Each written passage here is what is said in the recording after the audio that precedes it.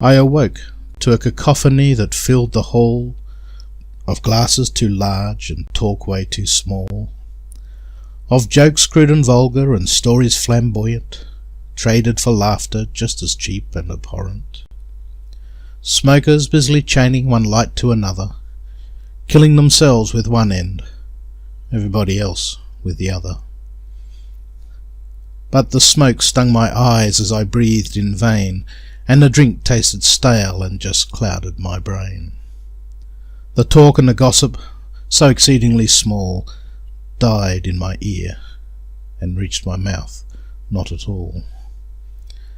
And on each back sat a burden strapped on tightly, and with each glass, smoke, and word they grew ever so slightly.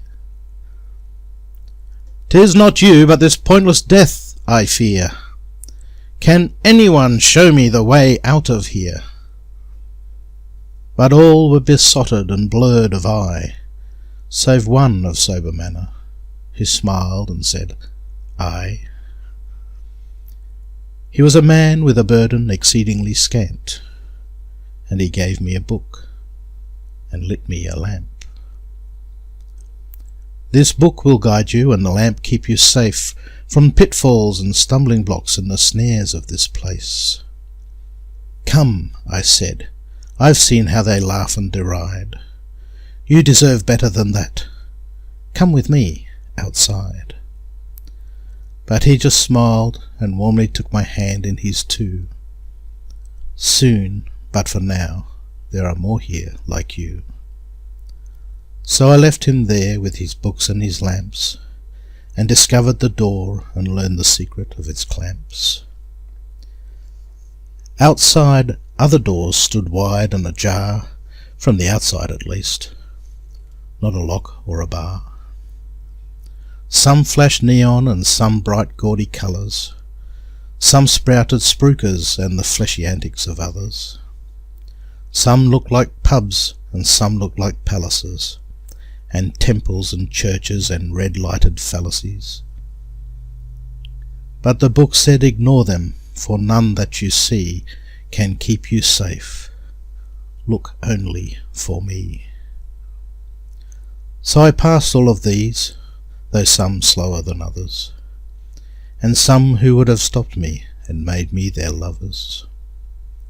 With nose in book, one footstep at a time, back bent double, burdened from neck to behind. Thus I travelled long, and thus I travelled far, until stopped by a gate, narrow but ajar. But I could not enter for the burden on my back. I could fit, but not the girth of my pack. I looked for a buckle, but only a lock I found, but no key could I discover, though I looked all around. A tap on the shoulder made me stop and look.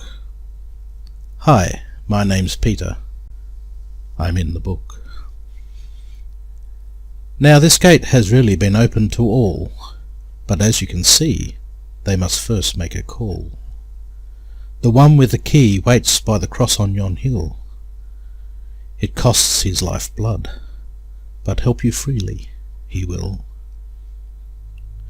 What little energy I had left was spent quickly upon the climb, but almost ere I'd started, two pierced hands warmly clasped mine. To endless mercy I announced, "I've come for the key."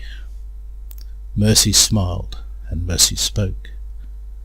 My brother, that would be me. And scarred hands touched the lock, and it opened with a snap.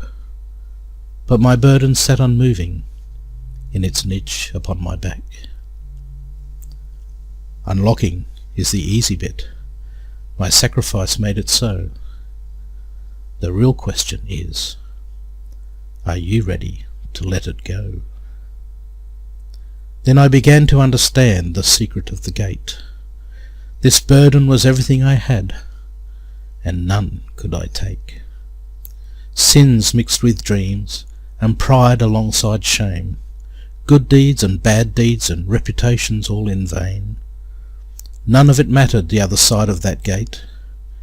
It's only what I do from now that will seal my fate.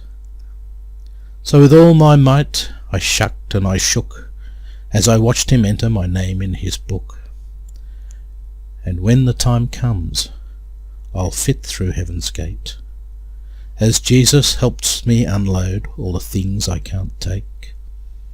But in the meantime his burden is light, just books and lamps to illuminate the night.